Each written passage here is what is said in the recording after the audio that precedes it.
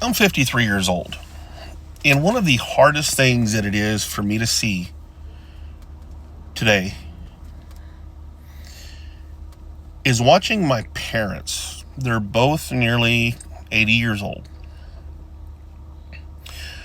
Watching them struggle to make it. My mother, 2 years ago, had to go get a job. Nearly 80 years old. She works at a fast food restaurant.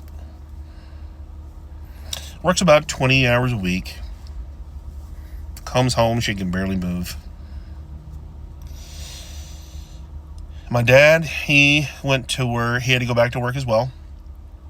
He only worked about 2 months because his body, couldn't take it. And they struggle because they're on a fixed income. Then I look at my children. I've got 3 sons that are in their 20s. And they all struggle. They at one time, all 3 lived together and had another roommate just to survive. And that's been in the last 3 years.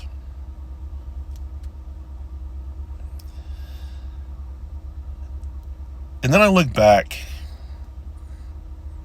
over 4 years ago. My parents were able to live without either of them working, both retired, because food wasn't as costly, utilities weren't as costly, gasoline wasn't as costly.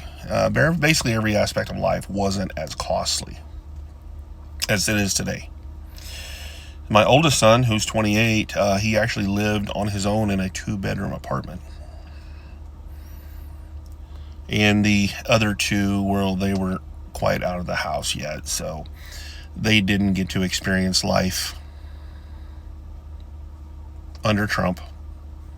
They've only experienced life under Biden as an adult.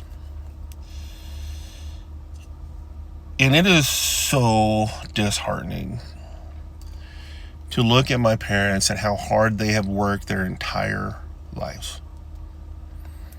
They retired. They were able to relax, go do things. They have not went and done anything in the last 3+ years.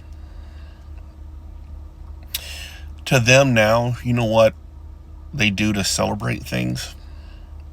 They jump in the car and they go to where my mom works at a fast food joint and get an ice cream. And the only reason they do that is because they take it out of her check.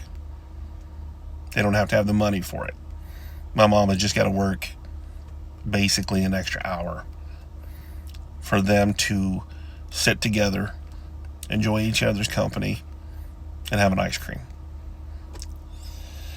And then the realization of my sons are they'll probably never get to go on vacation. The struggles that they're having right now.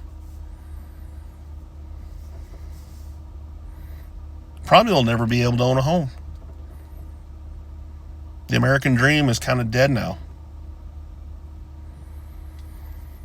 And I just look at how life was so much different just 4 years ago. And that was with a pandemic going on.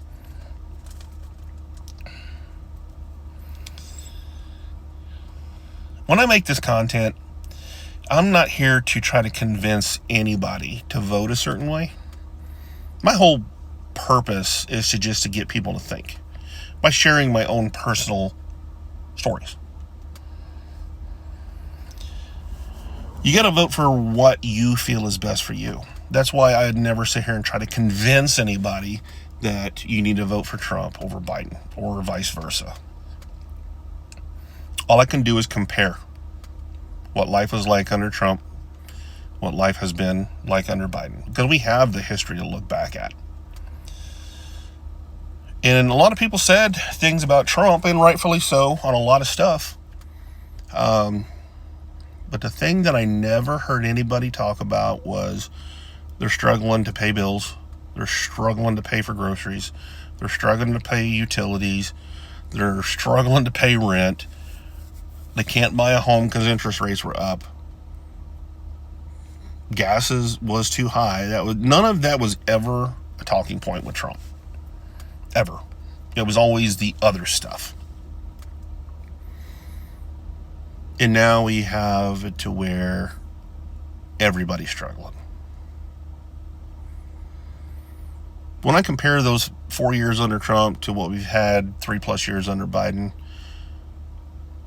for me, it's a no-brainer because I see how life was versus how life is. And we do live in a country where you're innocent until proven guilty. And there's been a lot of accusations against Trump that have found to be unfounded. And I am willing, at this point, to let that play out in court and see what happens. If he's guilty, well, that does change things. But you know what? He's not going to be able to be president if he's convicted of what he's been charged with. So he's not going to be in office anyway, even if he was elected. And if he's found innocent, well then, that's just more unfounded accusations against Trump. I do want it to go to court, because that way we will find the truth. But even if Trump had nothing against him, and Biden had nothing against him, and I just look at how life has been under both of them,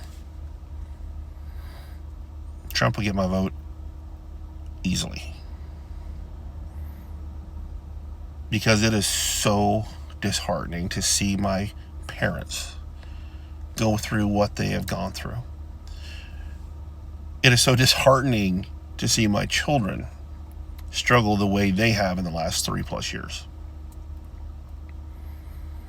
And then I think to myself, good God, what if we did not get a tax cut while Trump was in office? With everybody struggling the way they are today, we would have had less money. The struggle would be even greater. Those are the things that I look at when I'm deciding who to vote for.